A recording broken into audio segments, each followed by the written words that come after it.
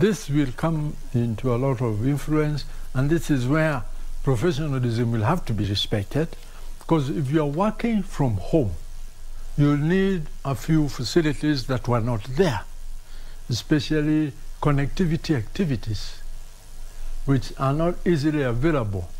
So in the electronic world, I hope the electronic producers will not take advantage and kill the system by overcharging.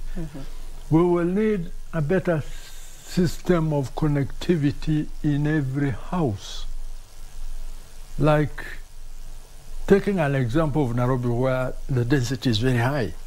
If everybody went back to their house to work, how will they connect and relate to each other across the required area? You will need electricity, you will need internet and all this. And this was not a requirement before. Will they be able to afford it? Will the employer be able to provide it? Are we going to network our buildings properly? Now here you go and look for a fundi, you will not work, because the fundis don't know these things. So the fundi here is being smoked out. The other side is when we go into the water issue. Now, water issue has gone up, the demand for it. Do people have that running water? No, very few have it. Who is going to provide it? Where is it going to come from?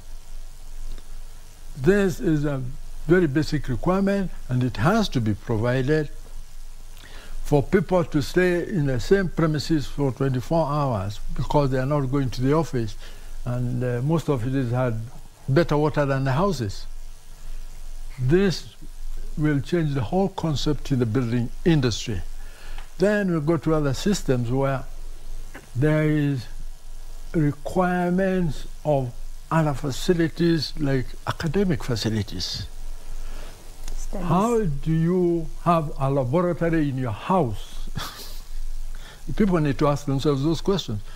No, people to work from home, but how do you have a laboratory in your house? You can't. You need a supervisor, you need chemicals, you need water, you need disposal facilities and all that. So there is one time or other, people will have to come together in a setup. And this setup now is different because of proximity of human to human. Are we going to be able to provide it? We have to design for it. You have a chemistry laboratory, people have to be 2 meters apart and they are moving up and down because of picking and sampling chemicals. We have to provide for it. How big are our classrooms? How many students can perform in one setup, for example, in a laboratory? Very difficult. Come to higher educational learning. Come to engineering. How do you have this concrete laboratory performing and you have a class? So let's say like now, University of Nairobi, the classes range from 150 to 250 students in one class. How do you have a laboratory being used, and when it was built for 25 people? Now that will have a big bang in the building industry.